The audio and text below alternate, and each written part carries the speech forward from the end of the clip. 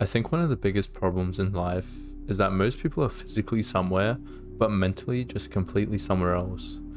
And it's an important thing to talk about because you probably notice it in yourself. I know I see myself doing this pretty much every day. And it's something that I think is good to become aware of because the more that you exclude yourself from the present and you stop paying attention to what's actually going on and start indulging in these distractions, then you become less happy. You don't notice the things that are going on, and you constantly panic about things that aren't actually in front of you or don't actually have that significant of an impact.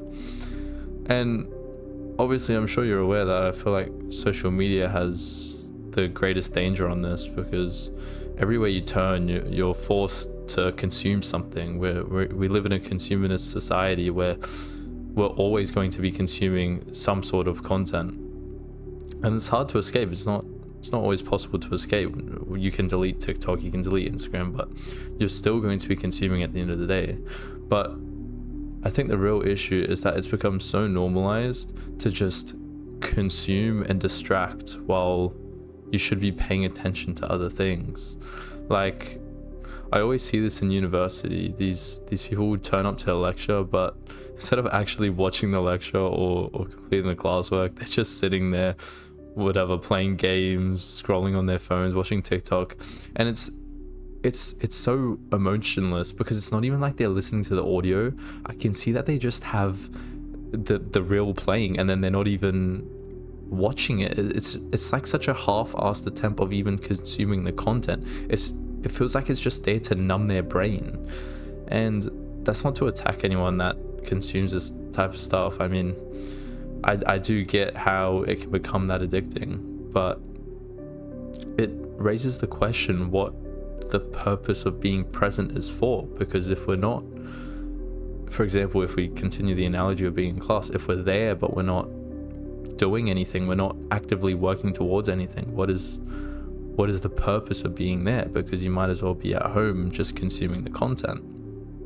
And I think it stems from a point of wanting to feel productive or wanting to feel successful, but not actually putting the work in. Because a lot of people nowadays, they see all these glamorized or idolized processes on TikTok and short form media in general, and they think that if they put on the persona or they act like they're achieving something, that they'll eventually get there. And unfortunately, that's not how the world works, because at the end of the day, you're going to have to put in that effort. But the act of turning up to a place, being mentally not present but physically present, it fills this void where they think they're doing something. And obviously I've struggled with this before because I'm speaking from experience, but I'm thankful that I've noticed that I'm just wasting my own time. I'm lying to myself essentially. And it's important to recognize that, because the more you lie to yourself and don't realize the actions that you're taking and how they actually impact the goals that you're looking toward, the less progress you're going to make at the end of the day, because you can't blame anyone else but yourself. And I'm sure you've heard that a million times, but it really is true, because the fake effort that you put in when you're not present is just worthless. It's not purposeful whatsoever. It doesn't bring you closer to your life mission or goal. And I think people who are very ambitious, such as myself, are just very bad with this. We commonly think so far ahead, and it doesn't have to be consuming media altogether. We think so far ahead into the future and consider all of these possibilities that might not even be remotely possible or true. And it kind of snaps you out of reality because you're just so fixated on a future chance or the potential for something to happen. And I struggle with this myself because I'm an overthinker, and it's hard to turn that off. It's hard to just turn your brain off and be present. Everyone's going to struggle with that. I know that I mainly struggle with the next goal or the next obsession or the next task I need to do, after doing something, I can never just sit there and acknowledge I just did that and be proud of myself. Instead, I'll just move on to the next thing. And that's not just related to dopamine or consuming something. It could be with studying or working. I don't give myself time to acknowledge what I just did. Instead, I just move on because I don't like having this dead space. Everything needs to be optimized.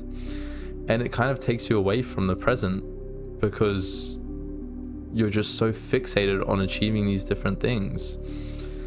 And sure, that sounds like a weird thing to criticize or to be annoyed about, but it's also important to take the time to understand what you're doing, why you're doing it, and how it's impacting you, how it actually relates to the present you're living in. And I think the main reason I wanted to talk about this is because I've noticed that being present is what really makes you feel alive. When I'm stuck in these ruts or these down atmospheres, being present is what takes you out of it. Like that's the main thing I've noticed, because when you are scrolling or just not paying attention or just mentally not all there, you kind of feel emotionless, or at least I feel emotionless.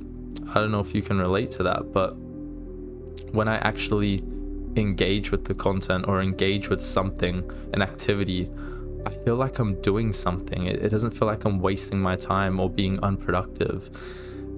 And I think that's the main reason being present is so fulfilling, because you see what you're capable of when you actually apply yourself. And that's an important thing, because you're going to have to apply yourself your entire life.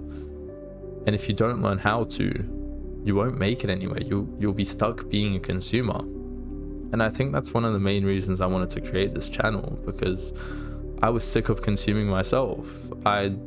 All I would do in my spare time is watch YouTube videos. And sure, that's fine in order to wind down and relax, but there's times where I felt like I could be doing more. And having these chats with you guys is a way of remaining present, because I can actively reflect on my life and how I've gotten here and the situations that have actually brought me here. And I can definitely say being present is one of them, and it's something I actively try to do from now on. And that's why I think a lot of people mix up being depressed or unhappy, because they think their life is bad. But I really think it's because they've been so consumed by the tasks and the dread of daily life that they've forgotten how to be present, because they think every day is going to be the same. They don't think there's possibility for change. And change can happen at any corner you turn. It's just whether you're willing to accept it or not. And being present is what makes that possible, because if you're not noticing these opportunities, you're never going to actively strive for them. And that's such a powerful thing to realize, because it snapped me out of it. It made me understand that if I wanted to change my life, I had to genuinely do something. And I think most people struggle with that, because sometimes it can feel like you've got nothing going for you. And it's a sad thing to admit, but unless you admit it and strive to do more, you will never get over it. So I think the main thing I